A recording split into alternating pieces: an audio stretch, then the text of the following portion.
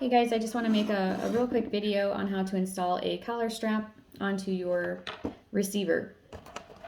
So first I want you to take off these two pieces here. And then we're going to weave it onto your receiver just through like this.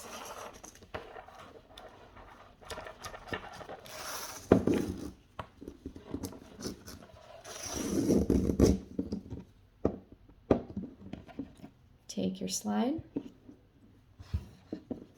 take the end of your collar strap, you're going to weave it through like so. So you're going to have that little bubble there. We're going to need that. Take this slide, the logo should be facing you or your thumb here.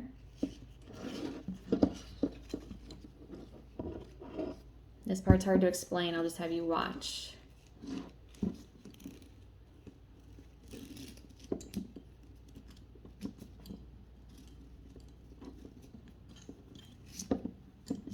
Now it is just a matter of fitting it to your dog, making sure that the collar fits snug around your dog's neck. So it looks like this. You can always cut off any excess collar strap with a scissors and then take a lighter and cauterize the end so it doesn't fray out on you. All right, thanks guys.